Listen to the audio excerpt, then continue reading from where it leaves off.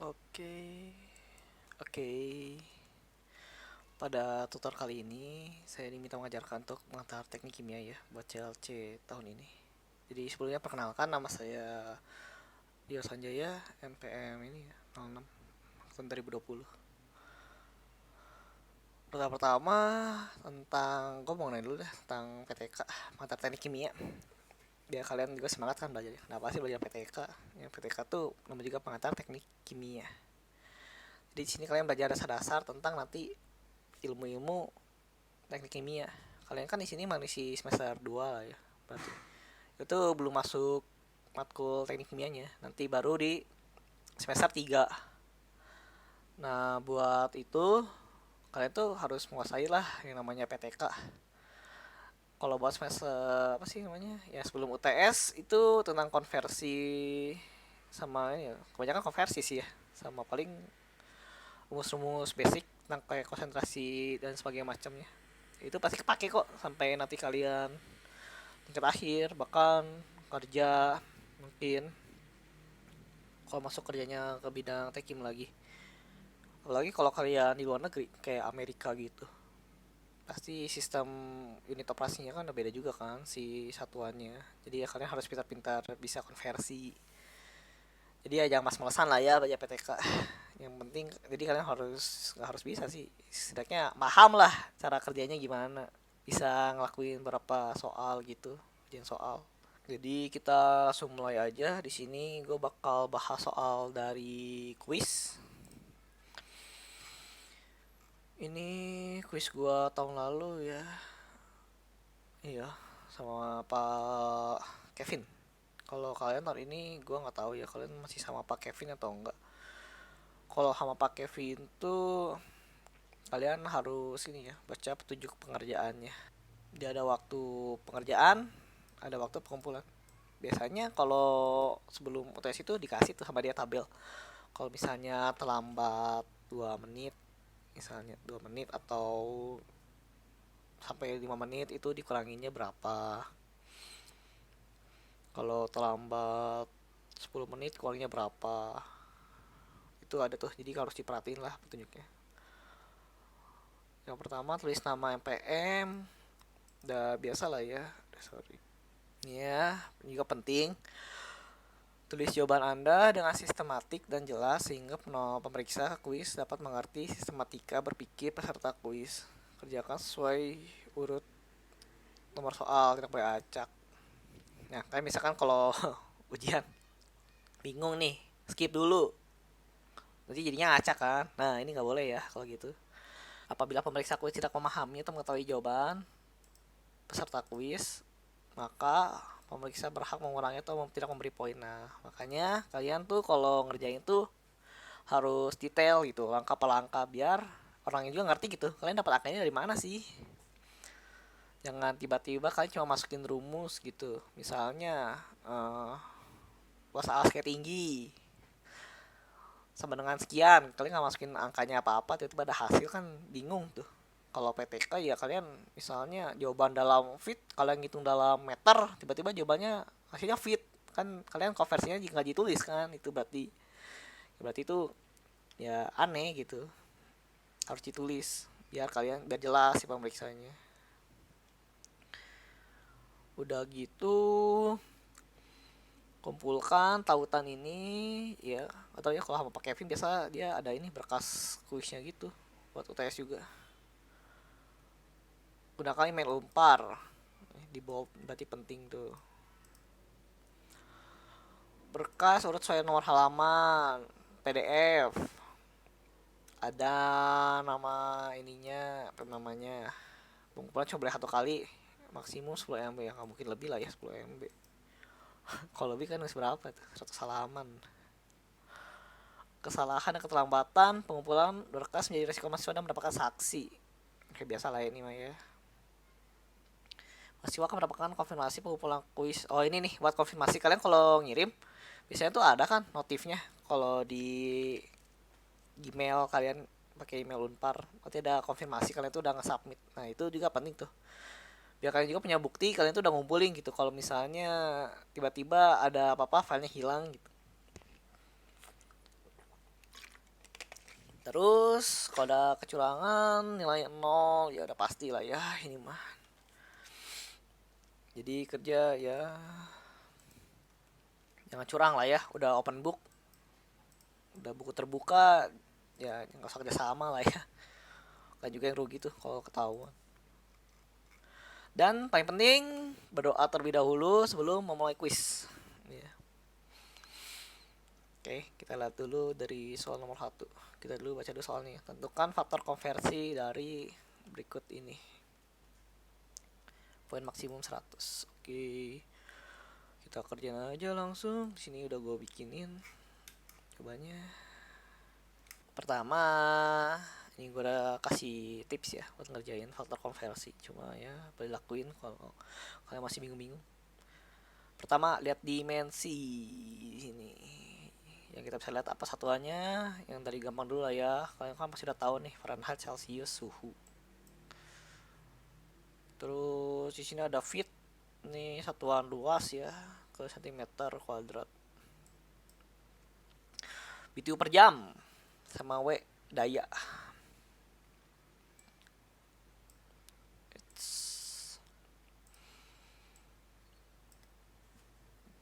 Terus langkah kedua, tuliskan faktor konversinya. Oke. Ini gue tulisin 2 buat kalau temperatur sebagai nilai. Begini. Ini setelah dipindah-pindah ruas sekali masuk silang jadi begini rumusnya.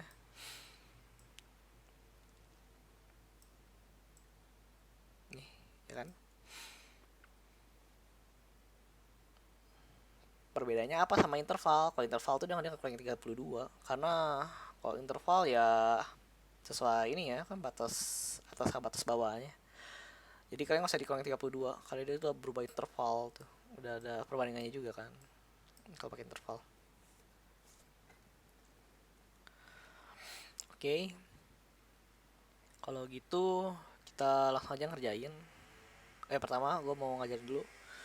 Kalau misalnya kalian nyari faktor konversi ya, ini fit ke meter kuadrat. Nah, kalian bisa pakai buku nih pegangan gua 1 tahun lalu ngerjain PTK. Lumayan berguna juga ini, soalnya ada disusun sesuai abjad ya ini, alphabetical list of unit. Lumayan lengkap juga ini. Nah, kalian carilah maunya apa sih tadi, fit ke centimeter ya. Nyarilah kalian fit dari fit nih ya, square fit ke meter. Adanya ke meter nih, yang ke sentimeternya nggak ada kan. Ya udah nggak masalah. Ya tulis 9, berarti ini 9,29 kali 10 pangkat min 2. Tulis. Terus habis ini kan masih meter nih, kita ubah lagi lah faktor konversi meter kuadrat ke centimeter kuadrat. Meter ke senti 100, kuadratin ya tinggal kuadratin ya, berarti 10.000. Oke.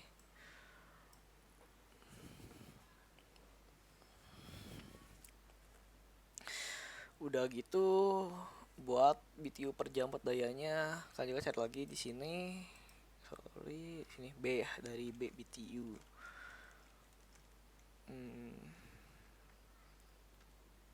BTU per hour nih.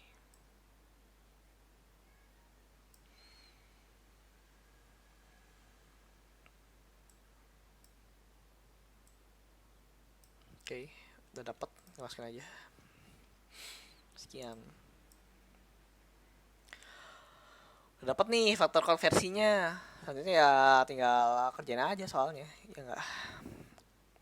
Masukin nih. Pertama dari sini. Ini tinggal pindah ruas ya, faktor konversi. Ini main dengan ini berarti kalau kita mau nyeret yang mana nih? Feet kuadrat di bawah, ya udah berarti feet ininya di atas. Berarti 1 feet kuadrat per ini dipindah ruas. Kalau nilainya sama ya hasilnya 1 ya, nggak berubah apa-apa gitu. Tinggal coret, ini coret, ini coret,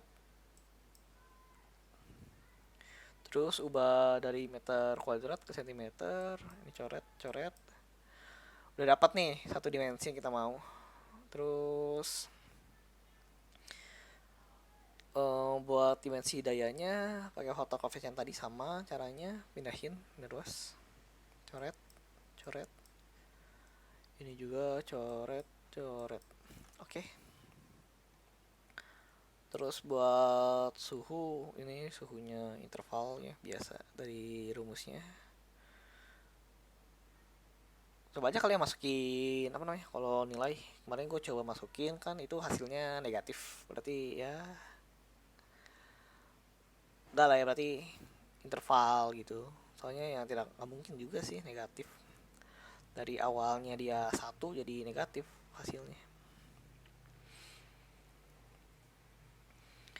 Berarti ada interval, tinggal kaliin aja 1/8/1 kan tadi, coret. Udah deh semuanya si dimensinya kita dapetin hasilnya, yaitu 5,678 kali 10 pangkat min 4 tuh. Oke, bentar. Oke, baru 11 menit ya. Kita lanjut lagi ke yang B. Sama, kalian boleh pakai tips gua tadi atau langsung juga boleh kalau kalian udah terbiasa. LBF tuh pon ini ya, pon force. Ya berarti dia gaya ya, pon force feet kali per second ke kalori per jam. Kalian cari aja, ini ada satu lagi sih gua. Ini konversi satuan yang lebih, mungkin kalian lebih gampang gitu liatnya. Udah dikasih tau juga kan nih, BTU LBM yang common gitu. Tadi itu apa sih ya, flux panas, sedang panas, HCT. Oke, panas ya berarti kalori. Di sini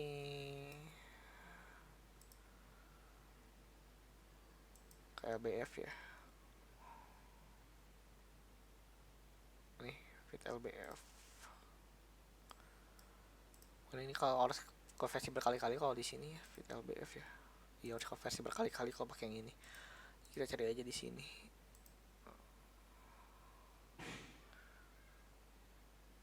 Kalori C.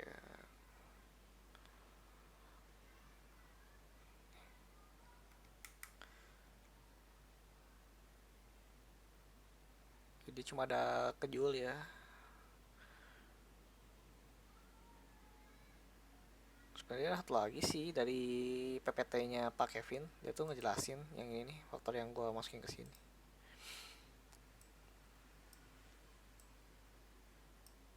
Cuma kalau di sini kayaknya kalori per second, ini ke watt langsung ya. Jadi berarti dari watt nanti kalian ubah lagi aja ya kayak tadi, sama kok caranya. Jadi kalian nggak usah panik gitu kalau misalnya nyari di buku pegang kayak gini saya kalori, kenapa nggak ada langsung ke ini nih, ke LBF nih, panik lah. Bisa kan gitu tuh, yang usah panik, nanti tinggal wattnya kita ubah lagi aja.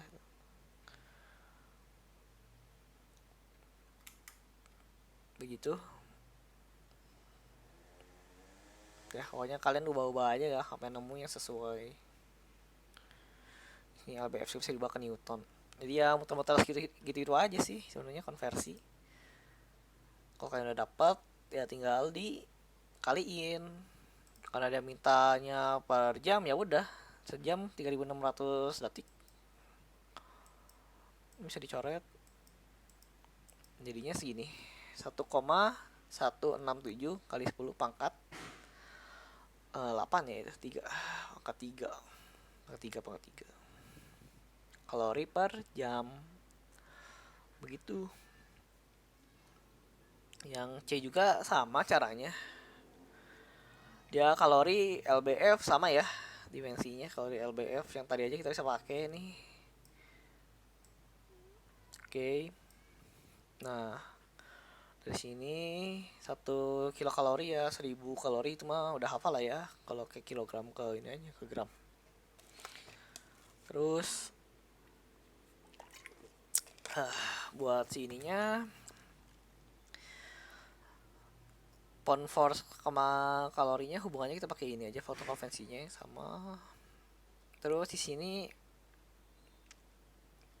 kenapa dibagi gravitasi? Ya untuk dia kan kalau kali-kali kan masih ada faktor M nih. M sama S pangkat 3.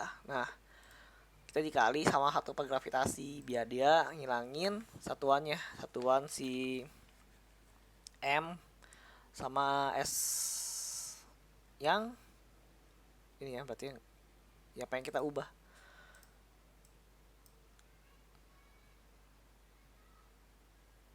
Ini kalian bisa dikali ini ya, soalnya ini nggak mempengaruhi apa-apa dia, gravitasi, faktor gravitasi. Harusnya udah jelasin juga sama Pak Kevin ya.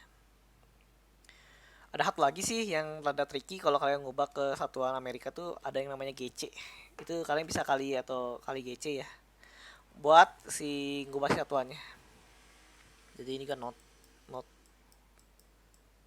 ini nggak ada di soalnya sebelum UTS, sebelum soal UTS sama sebelum UTS tuh nggak ada not GC. Ini kalian bisa cari lagi ya GC, takutnya tahun kalian keluar.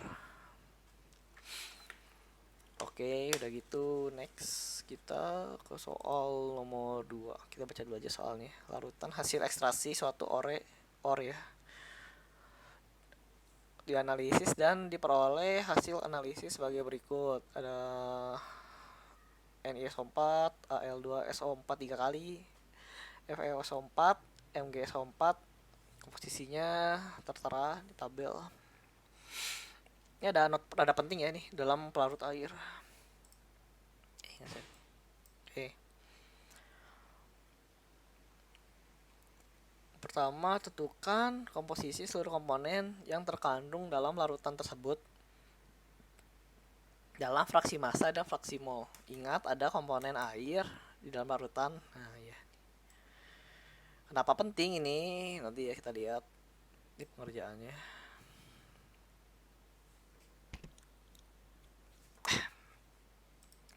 Oke, jadi ini komponennya ini ya tadi. Gue tulis ulang aja nih tabel yang tadi.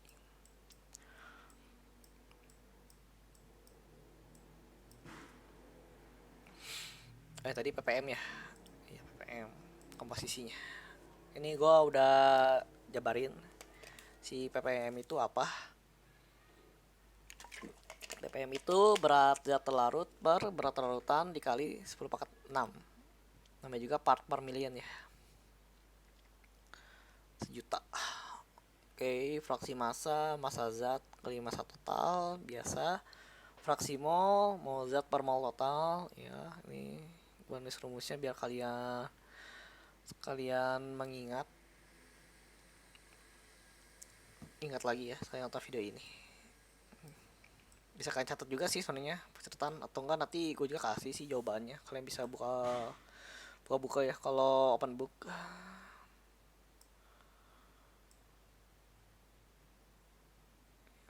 Gue tandain ini rumus-rumusnya yang bakal kita pakai untuk menyelesaikan soal ini. Udah, kalau ditanya fraksi massa berarti kita harus nyari si massa per komponennya. Caranya gimana? Kita tahu ppm. Pakai definisi ini kita bisa dapat tuh si berat zat terlarutnya. Yang terlarut berapa nih? Buat NiSO4 ada 0,243896 gram. Al2SO4 3 kali dengan cara yang sama dapat 0,0622. Terus FeSO4 sama juga pakai 0,73 gram dan MgSO4 ya kan dapat 0,536. Tapi jangan lupa tadi ada asumsi bahwa mereka tuh dalam pelarut air. Maka ya udah, karena tadi tadi gue menjelasin ya. Di sini gue ambil asumsi 100 gram ya. Kenapa? Karena nggak dikasih tahu si berat total larutannya. Kalau berat total larutannya nggak dikasih tahu, kita nggak bisa ngitung pakai rumus yang ini ppm. Makanya kita pakai asumsi. Di sini asumsinya harus ya logis lah ya, ambilnya juga yang mempermudah kalian, jangan jangan menguji diri sendiri lah. Pokoknya ambil aja yang gampang buat hitung. Gue ngambil 100 gram biar nanti tinggal mainin koma aja. Oke. Balik lagi ke tadi asumsi air, makanya kalau masa larutan totalnya 100 gram, masa komponennya sekian, ya sisanya tinggal air ya, tinggal dikurang aja. 100 dikurang ini. Dah, gitu aja. Udah gitu kita dapat masing-masingnya, nyari fraksi massa.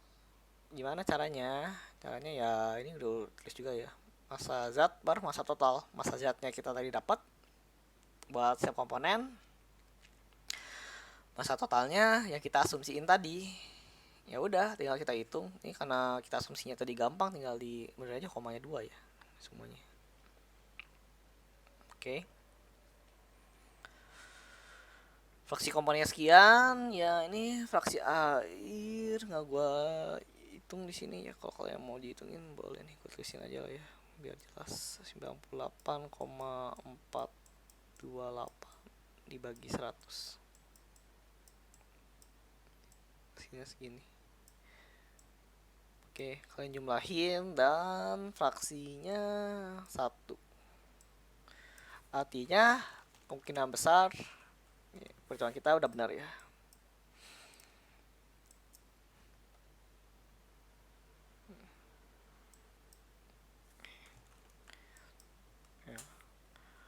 Terus sama halnya buat fraksi mol, kita hitung dulu. Kalau mau nyari fraksi mol kan ya kita harus hitung mol masing-masing komponen. Ya udah, kita hitung aja pakai yang ini, fraksi mol sama dengan mol zat per mol total.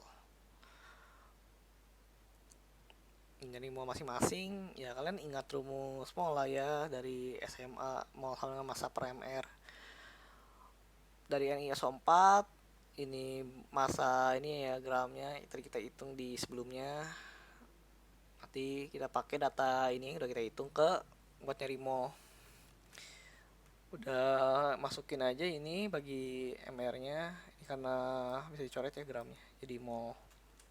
Begitu juga sama setiap komponennya buat Al2SO4, FeSO4, MgSO4 sama H2O. Kalau udah gitu kan dapat masing-masingnya nih. Ini dapat, dapat. Nah, aduh dapat, totalin aja.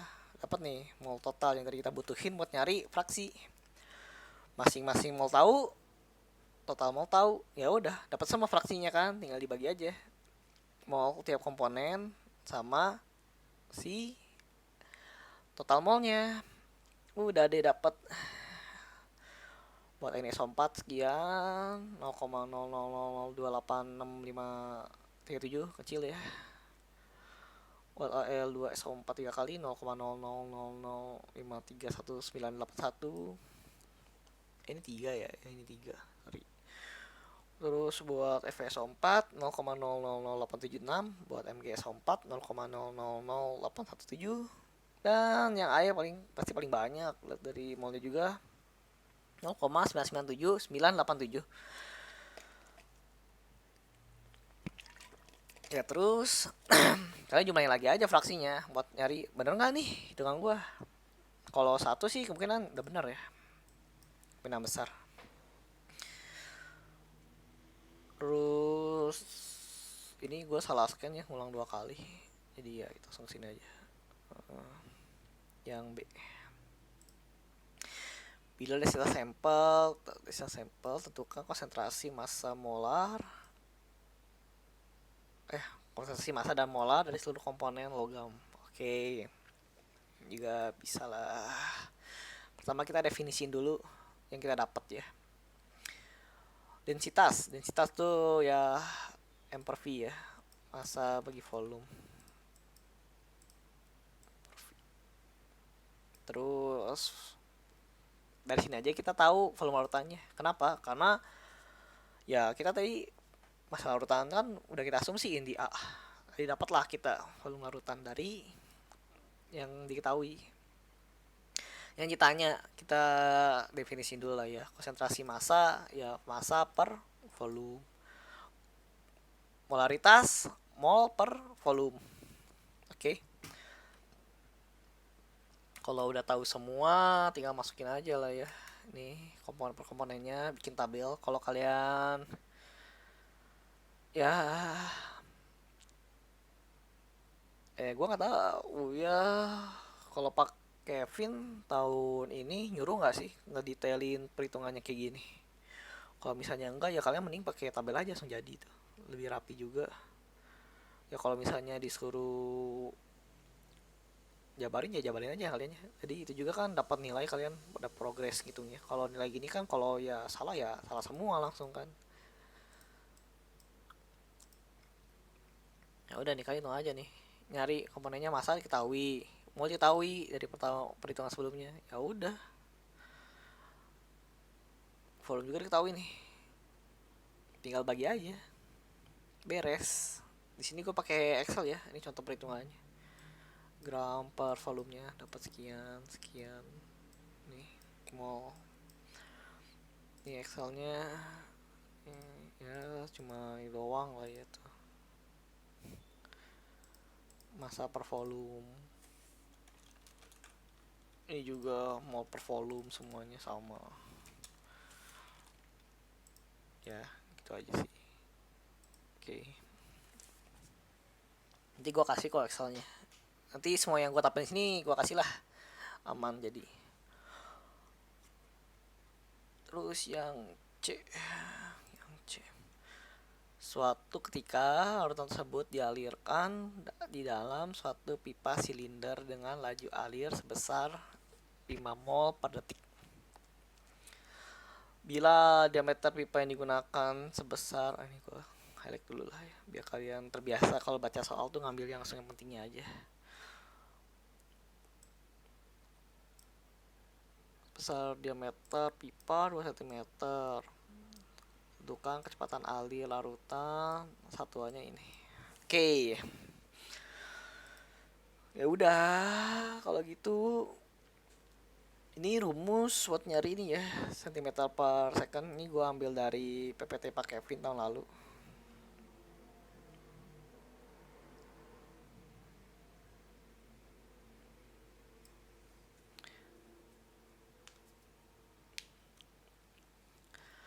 Oke, kita berarti yang kita belum ada apa nih?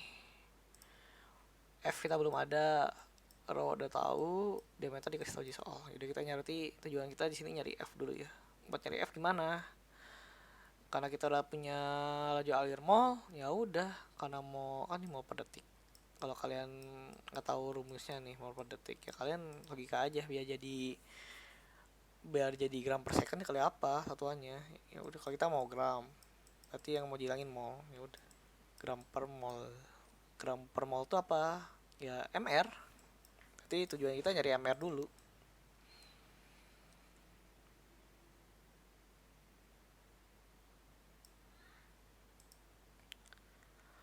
Oke, ini bisa pakai rumus biasa ya, mol larutan sama dengan massa per mr, dimana mol larutannya kita tahu dari ini ya sebelumnya, mol total, dan si massa larutannya tadi kita asumsi yang pertama banget 100 gram. Dengan dua data itu aja kita bisa nyari mr nya yang sebesar 18,25 gram per mol.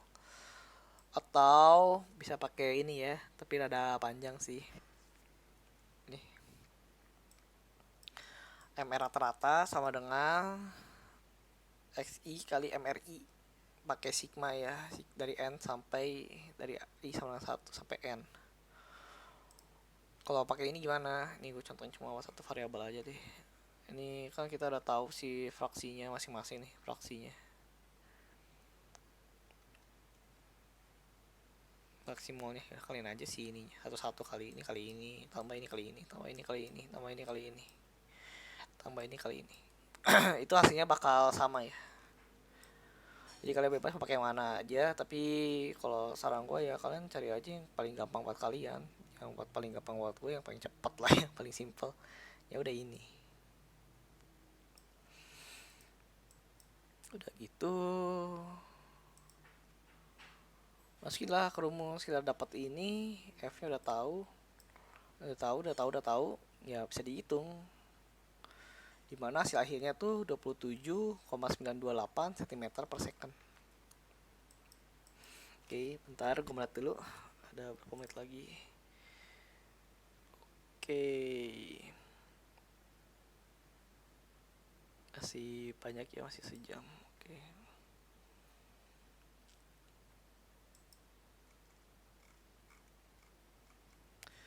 Oke, sebentar, gue mau minum dulu. Bisa di pause. Oke, gue balik lagi. Terus buat soal quiz lagi tadi udah ya, sorry. Buat soal UAS. Soal UAS lagi, sorry, UTS maksud gue.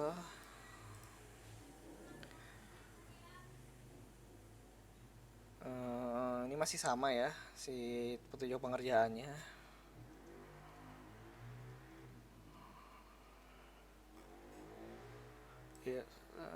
Ya masih sama.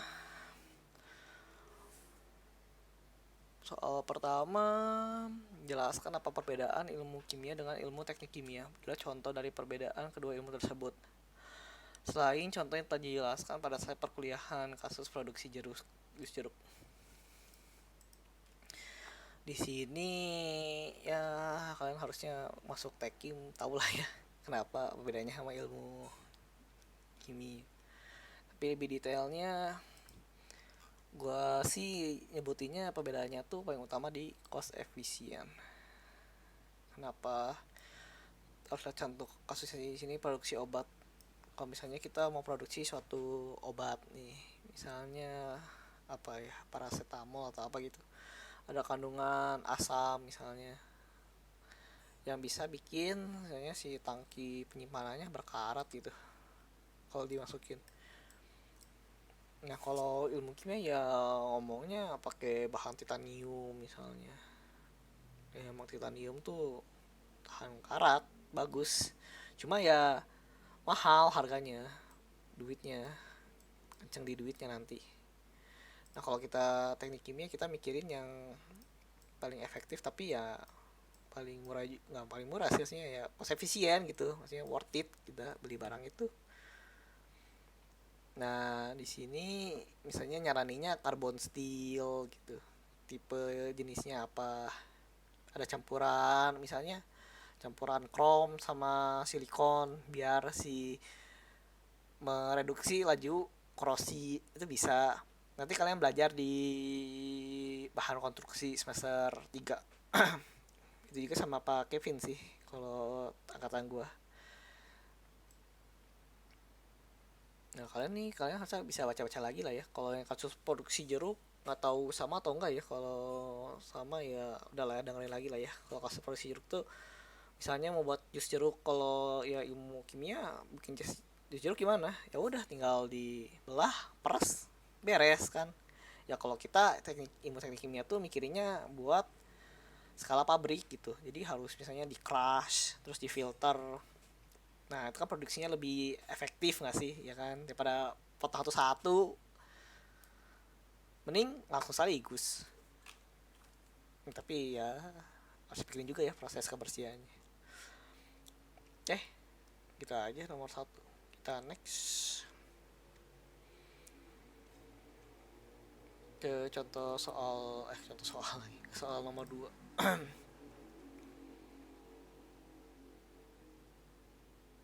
Oke, nilai dari parameter mean free pad lambda dari suatu proses difusi gas dalam padat berpori dapat ditentukan dengan menggunakan persamaan berikut. Ini pembukaan aja ya, kalian gak usah takut gitu.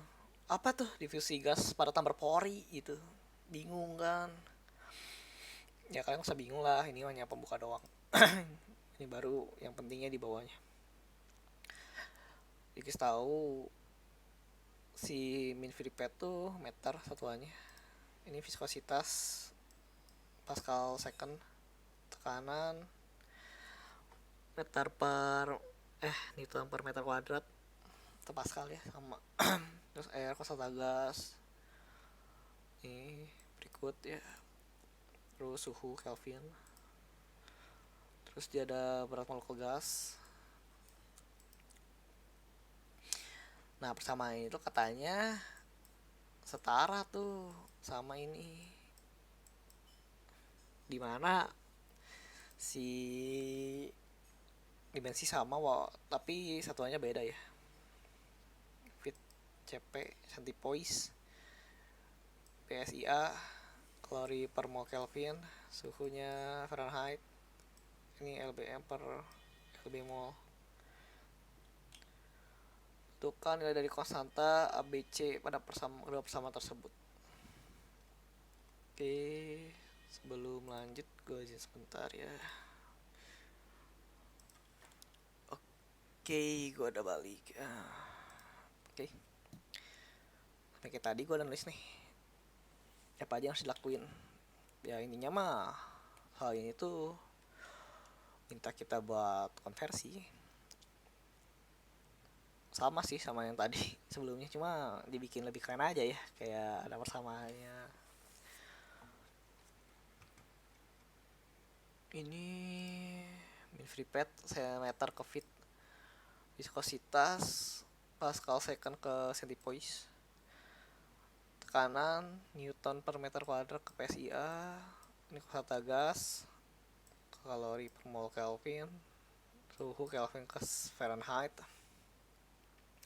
sama berat molekul gas.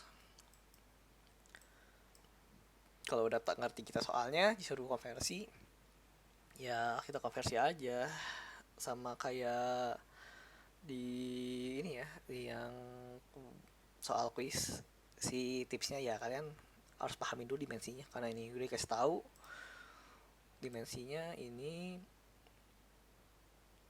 sama satuannya, jadi kalian lebih gampang buat ngubahnya. Oke, kalau gitu kita langsung ubah saja. Sebelumnya ini suhu nih, kan ada dua jenis tuh, interval sama nilai. Karena dia ada plus B, udah pasti ini ya, udah pasti nilai. Mirip kan kalau si ini juga ada plus minusnya kalau si dia bentuknya nilai.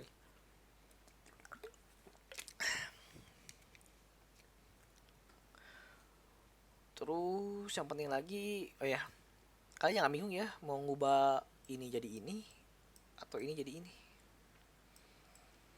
Walaupun di sini gue nulis ini, atas setelah gue baca tuh ya, kalau kita ngubah dari meter yang di sini jadi ini ya, kita ada banyak variabel yang kita nggak tahu gitu, A, C, sama B. Justru itu yang kita cari, berarti kita kebalik ini. Harusnya ini ubah ke sini.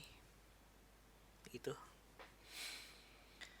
Pertama dari min free pad, dari feet ke meter. Ya ini udah hafal lah ya, faktor konversi ini saran gue hafalin aja sih, banyak kepake. 1 meter setara 3,2808 feet.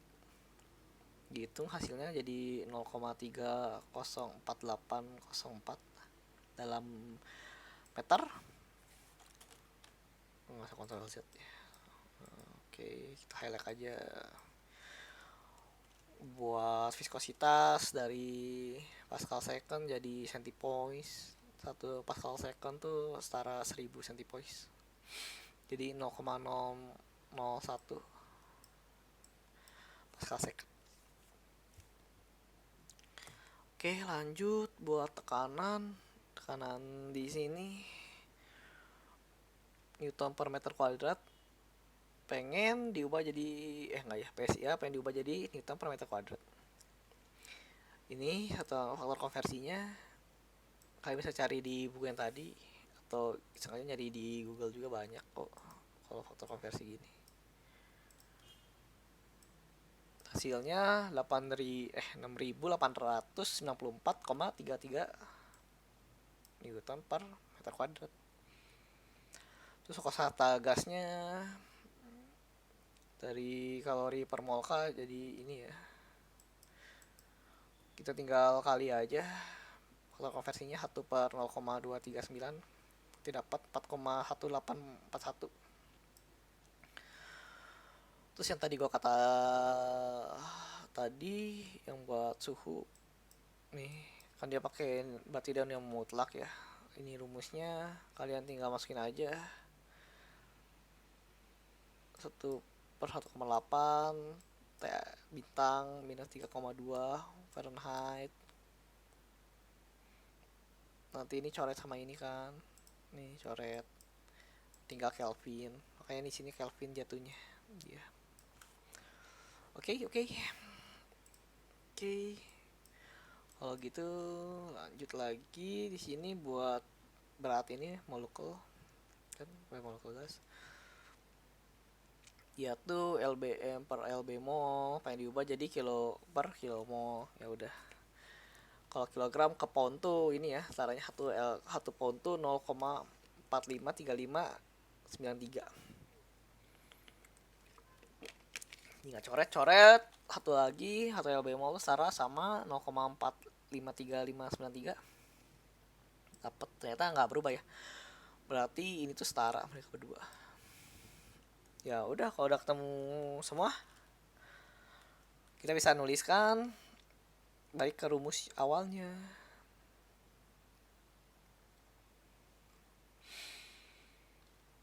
Nah tadi rumus awalnya ini ya, bentar gue tulis dulu biar nggak bingung.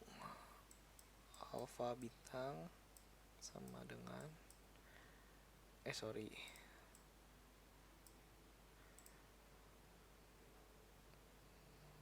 alfa sama dengan 3,2 viskositas per tekanan akar. Oh ini ada nih, RT per PM. Duanya ada nggak? Ada ya duanya. Udah. Berarti kan si ini ini kan restorannya sama ini kan free padnya, kita masukin aja di sini. Gubah ini. Si ini gubah viskositas yang barunya sesuai satuannya ya, berarti ini tekanannya setara ini buat konstanta gasnya setara ini sama suhunya gitu. Tinggal urusan kalkulator, masukin nanti dapet hasilnya ini ya, yang tadi sesuai aja ya posisinya, A nya di sini, ini berarti A, B ini B, C ini C.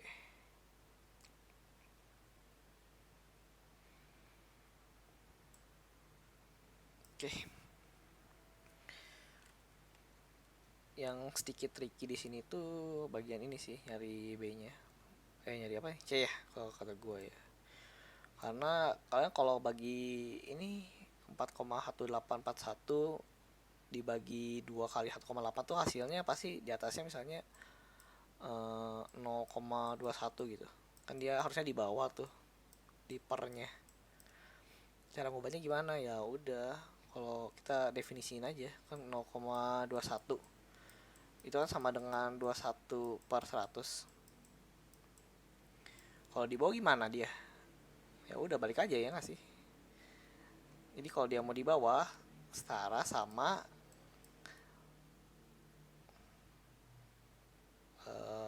100/21. Ini kan naik ke atas 21-nya. Jadi setara sama ini ya.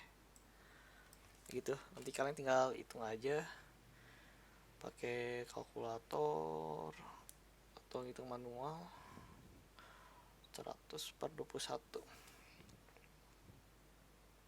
Nah dia setara 4,76 gitu cara ngitungnya, biar kalian nanti nggak bingung aja kalau dapat soalnya mirip-mirip gini.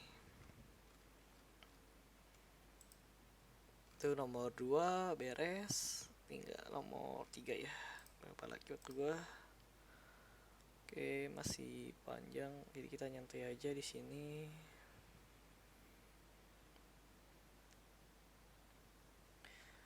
Kita baca dulu soalnya.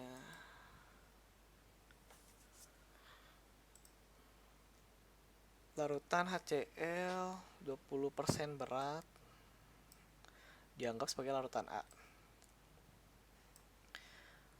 Dibuat dengan cara mencampurkan larutan HCl pekat. Dikasih tahu spesifik gravitinya. Untuk HCl pekat sama air. Terus ada asumsi di sini, kalian jangan lupain ada asumsi bahwa larutan A itu larutan ideal. Nah, kita tentuin pertama ditanya komposisi larutan A persen mol. Oke. Pertama kita tulis apa aja yang kita dapat ya. Pertama, larutan A seberat 20% berat. Nah, ini gue udah definisiin di sini. Persen berat tuh artinya ya 20% HCl, 80% air sisanya. Bedain sama ini ya. Misalnya 20% berat per volume. Ya kalau misalnya volume 100 gram, 100 mili, ya beratnya tetap aja 20 gram gitu. Jadi nggak dikurang. Jadi ya paling jangan sampai kebalik kalau kalian ngerjain.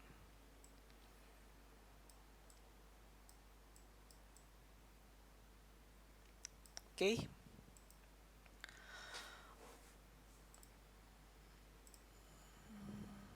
Udah gitu ya, kalau kita tahu ini berarti kan tinggal kalian aja ya. Pertama, kita nggak tahu masa larutannya, ya udah kita asumsiin aja.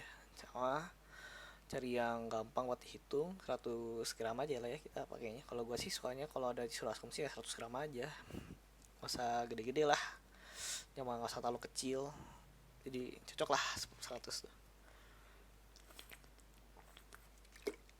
Oke, lanjut.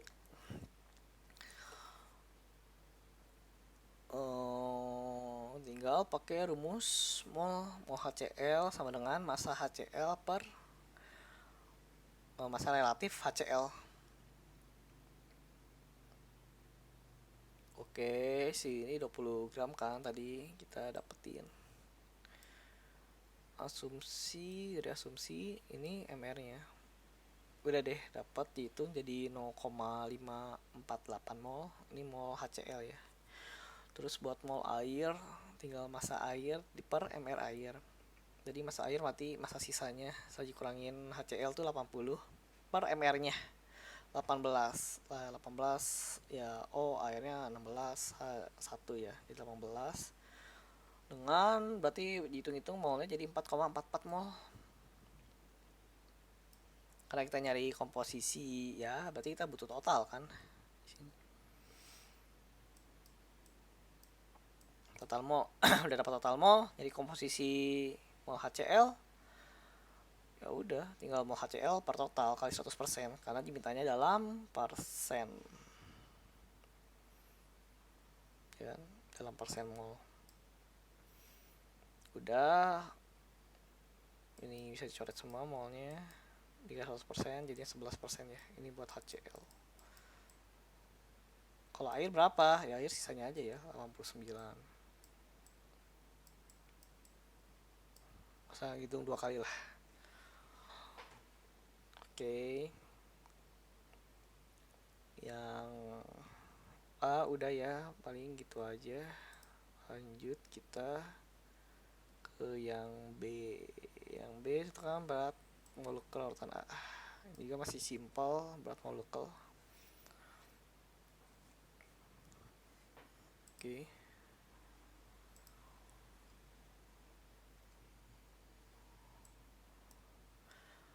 By definition kan ya berat molekul kan MR tuh. Ya udah kita pakai rumus yang tadi aja, ini ya kita pakai. Tapi sekarang anggapannya masanya masa larutan A, buat masa HCl lagi, masa larutan A sama MR-nya larutan A. Berarti mau di sini apa? Ya mau larutan A. dimana yang tadi kita sudah hitung totalnya. Udah masukin aja ke sini.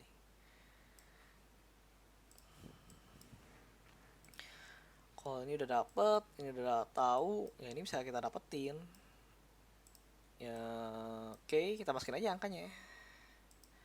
Ini 4,988 mol. Ini 100 gram per ml larutan A. Tinggal ini aja ya. Ya ini ke sini bagi. Didapetin kalau masa molekuler relatifnya buat larutan A tuh 20,05 gram per mol.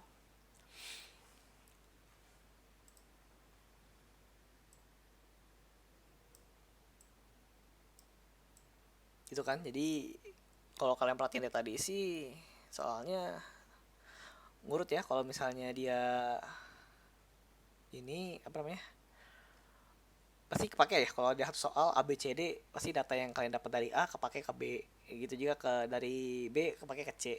Itu tipikal soal Pak Kevin kayak gitu tuh.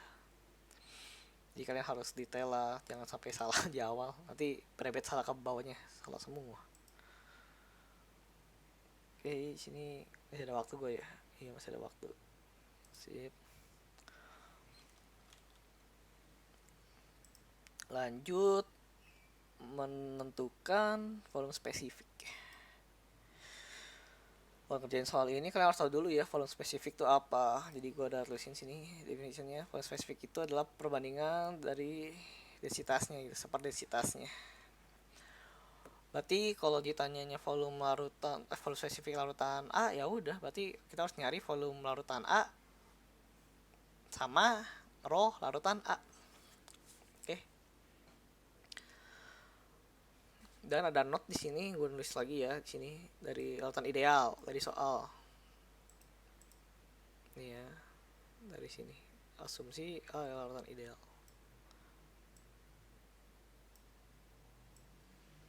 Oke. Maka kalau dia larutan ideal, suatu larutan ideal, kalau dari SG sendiri kan spesifik gravity-nya tuh sama dengan lo larutan per lo referensinya kan. Dimana referensinya tergantung keadaannya, mau di berapa tekanannya atau berapa suhunya. Nah karena dia diketahui larutan ideal, lo referensinya tuh berarti dianggap sama kayak rho air H2O pada 4 derajat Celcius, dimana hasilnya itu 1 gram per mililiter. Karena kita tahu ESG sama tahu rho preference-nya jika larutan ideal. Kok kalau di sini bingung kenapa H2O sama HCl-nya larutan ideal, karena ya yang larutan ideal tuh larutan A kan, berarti komponen juga ini bisa dianggap ideal gitu. Nah, gak usah bingung lah ya, kalian nanti ngerjain ya kalau UTS jangan panik ya. Terus SG-nya kita tahu di soal 0,99 buat H2O sama densitasnya 1 gram per mililiter. Di sini SG tuh nggak ada ini ya, nggak ada satuan ya, karena densitas bagi densitas saling menghilangkan gram per mililiternya. Kita dapat rho H2O nya 0,99 gram per mililiter. Dekat banget ya sama kondisi ini referensinya, coba beda 0,01. Terus buat yang rho HCl sama caranya, SG-nya HCl dikali rho referensi, dimana SG-nya 1,2 dan rho referensinya 1 gram per mililiter. Dihitung hasilnya 1,2 gram per mililiter. Berikutnya buat yang volumenya, oh ya tadi kan sebelumnya kita butuh volume total ya. Nah ini nanti tanpa kita nyari densitas ya, karena butuh buat nyari volumenya. Pakai rumus M per V, baik lagi M per V.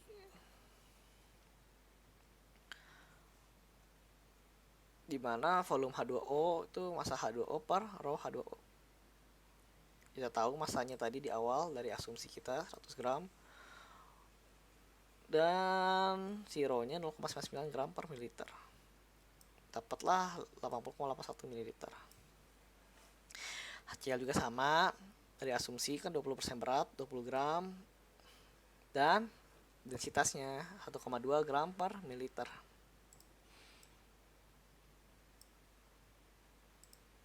Dapatlah hasilnya 16,67 mililiter. Kalau dapat masing-masing ininya ya kita tinggal ini aja, langsung jumlahin, dapatlah ini. Ini kalau kalian dapat beginian mililiter mau diubah langsung ke satuan SI boleh lah ya, boleh langsung aja ubah ke SI gitu. Ke liter berarti ya, dibagi 1000, 748 liter. Ini gue nggak pakai faktor konversi ya, kalian pakai ini kali 1 liter per 1000 ml. Nanti ini saling coret, sisanya liter. Oke. Terus kita lanjut. Sorry, di sini ya berarti. Kalau larutan totalnya berarti ya pakai Amperville lagi, balik lagi. Tadi asumsi 100 gram. Volume totalnya 97,48. Ini mililiter ya, gue lupa nulis. Ya udah berarti hasilnya 1,026 gram per liter. Volume larutan udah tahu, ya tinggal bagi aja, kita tinggal bagi seper ini, dapat deh volume spesifik buat larutan A, yaitu sebesar 0,975 ml per gram. Oke, 2 lagi ya di sini D. Oh,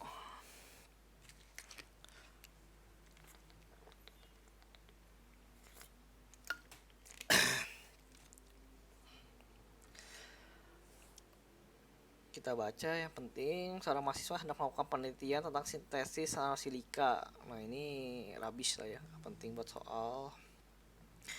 Mahasiswa tersebut memerlukan, oh ini oke, ini penting, akan hati-hati, ini sebanyak 1 liter sebagai aging agent regulasi.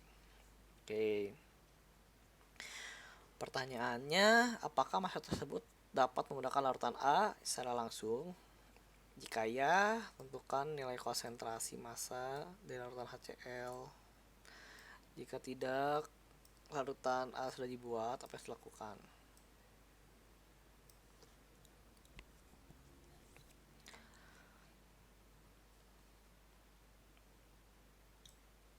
Coba harus berdasarkan pendekatan kuantitatif, jadi kalian nggak bisa nembak ya. Ya karena sekian angkanya, ya, bisa berarti kalian harus ngitung dan nyesuaiin sama soalnya. Oke, kalau gitu ya nggak masalah sih, kita hitung aja. Oke, kita mulai ngitung. Pertama gue definisiin dulu ya, kita kan minta konsentrasi larutan kan. Kalau kan jika tidak, konsentrasi massa ya, apa kita pakai konsentrasi larutan aja ya, pakai molar, soalnya kan minta 1 molar ya. Didapati masukin angkanya mol A sama V total, konsentrasi HCl nya tuh cuma 5,62. Ya bukan cuma ya, maksudnya gede banget kan, 5,62. Mol di sini bukan, ini gue salah nulis ya, bukan mol larutan A ya, mol HCl harusnya, karena konsentrasi HCl. Ini kita udah ngitung tadi di atas. Nih mol HCl. Ini juga V total yang tadi ya, V total. Oke, kita konversiin. Kalau kalian udah konversiin kayak gini sih, tinggal masukin aja langsung ya, nggak usah dikonversiin lagi. Nah, kan dapat tuh 5,62 molar, berarti kan lebih gede tuh ya, berarti nggak bisa dipakai langsung. Harus siapain biar si molarnya sama ya, pengenceran. Berarti ditambahin air kan. Nah kita nyari penambahan airnya berapa nih, harus siapain. Pertama yang kita tahu itu si molar pertama kan ini sekian 0,56 yang kita punya sebanyak 67,48 ml.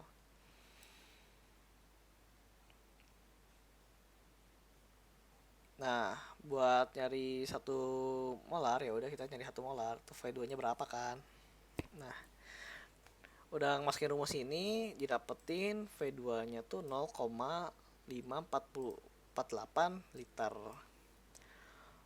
Maka larutan air yang harus ditambahkan sebanyak yang ada, yang sekarang yang kita pengen dikurangin yang udah ada sebelumnya. Berarti kan penambahannya 0,548 liter dikurangi 0,09748 liter yang sebelumnya. Berarti kita menambahkan 0,4505 liter. Di sini mungkin gua ada yang miss ya karena dimintanya sebanyak 1 liter ya. Ya kalau sebanyak 1 liter ya udah tinggal, berarti dia harus nambahin lagi si konsentrasi larutannya. Berarti kita balik lagi nih, si ini harus berapa?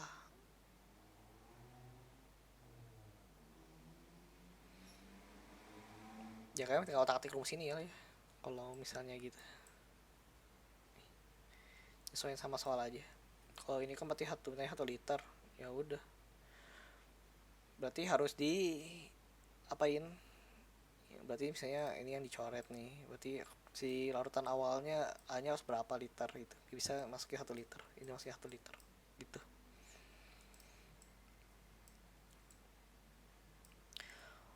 Oke, kita next aja ke bagian terakhir yang oke, masih lumayan waktunya. Yang ada suatu ide di mana larutan A ingin digunakan sebagai fluida kerja dari suatu manometer tertutup. Ini penting di mana manometer tersebut akan diaplikasikan dalam pengukuran tekanan suatu vessel berisi gas. Oke. Apakah ide diketahui menurut Anda, apakah ide tersebut merupakan ide yang baik untuk dilakukan bila diketahui bahwa tekanan vessel. Oke. Dan lagi pakai pendekatan kuantitatif. Jadi yang ngarep nembak lah ya kalau soal apa ini Pak Kevin. Pertama yang gue saranin sih kalian gambar lah biar kalian kebayang. Ini gambar yang udah gue bikin buat manometer tertutup. Kalau manometer tertutup pada pasti yang naik tuh sebelah sini ya. Kenapa? Karena dia nggak dapat tekanan lagi dari udara luar panelnya. Nggak ada tuh panelnya. Jadi yang berlaku hanya tekanan dari si gas yang udah pasti ini naik gitu. Oke, kalau udah ngerti gambarnya, gue mau jelasin lagi kenapa gambarnya kayak gini. Kenapa gue gambar titik A sama titik B.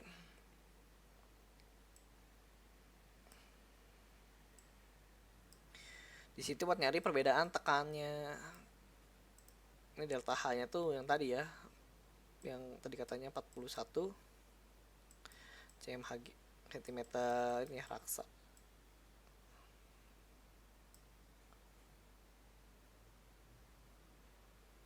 Ya kan?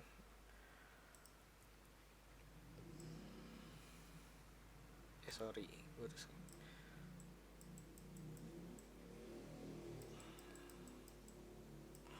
Oke, kalau gitu berarti kan tekanan ini nih ditekan sama gasnya gitu. Ya kita bisa lihat dari dua titik ini, kondisi dua titik ini. Dimana tekanan di titik A pasti sama tekanan titik B.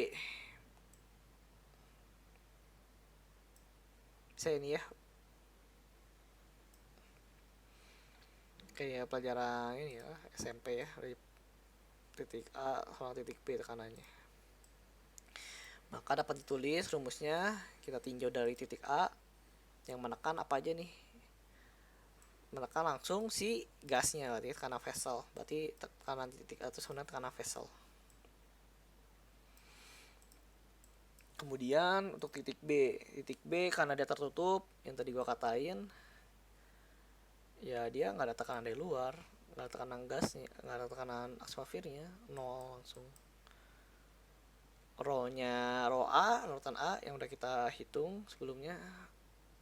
Rho ini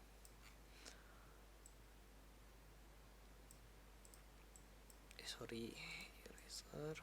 Oke. Dan gravitasinya 9,8 meter per second kuadrat. Oh ya, di mana satu lagi di sini gue lupa jelasin, kalau kalian harus ngerti ini ya, tipikal manometer. Kalau dia kan tertutup nih. Kalau tertutup berarti delta H menunjukkan tekanan tangki. Ya, berarti yang kita cari sini teh delta H-nya berapa nih? Kalau misalnya sama kayak 41 tuh berarti dia layak dipakai. Kalau misalnya beda ya berarti nggak bisa dipakai. Begitu. Nah, di sini tinggal dikaliin aja dari delta H. Udah ketemu nih.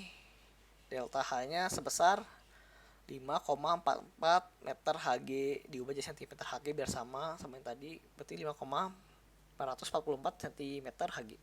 Dimana gede banget kan ini perbedaannya. Ini nggak sama. Ya berarti apa maksudnya? Maka nilai tekanan P vessel dan delta H berbeda. Sehingga larutan A tidak bisa digunakan pada pengukuran tekanan gas vessel.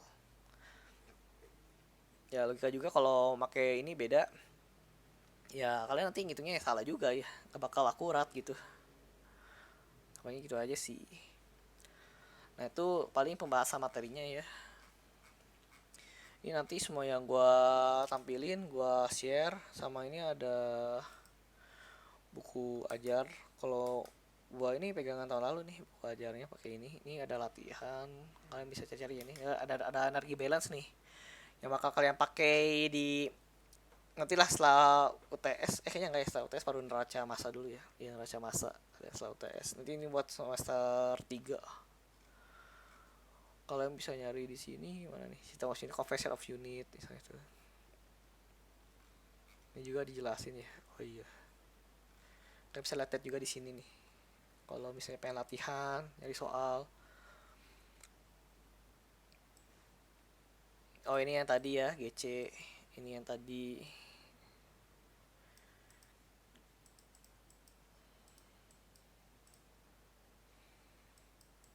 GC, iya.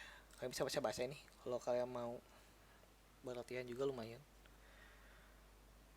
Gue masih ada waktu kah? Oke, masih lumayan lah ya. Ya di sini udah paling segitu aja. Terus data pustakanya tadi Himablow Rich. Ini Himablow, nanti gue bagi juga. Apalagi ya, paling ya kalian teliti lah ya ngerjain soal. Ini kan cuma konversi aja nih, masih gampang. Ya kalian pertama ya lihat dimensi. Gue ingetin lagi sekali lagi deh, dimensi, tuliskan faktor konversi, terus baru kerjakan.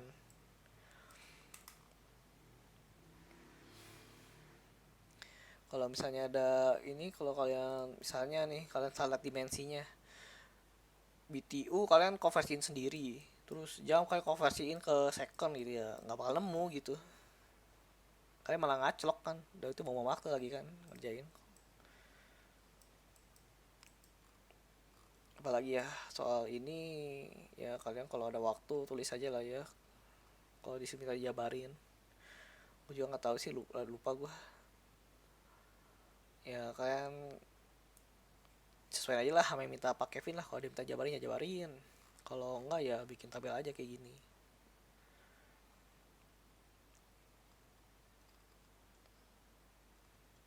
Terus kalian kalau bisa sih ini nanti kerjain lagi sendiri, terus cocokin sama jawaban yang tadi gue bahas buat latihan. Kalian kalau bisa ini harusnya UTS ya aman lah ya, pasti tingkatannya juga nggak bakal beda-beda jauh gitu, tingkat kesulitan soalnya. Sama manometer, soal gini paling tahun kalian diubah paling jenis manometernya terbuka mungkin, atau manometer yang ada kemiringannya gitu. Kalau misalnya ada tahu P absolutnya gitu.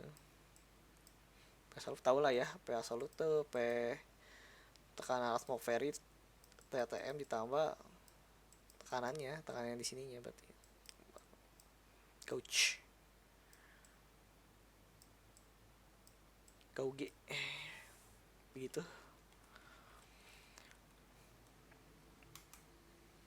Udah sih itu aja kayaknya yang pengen gue bahas.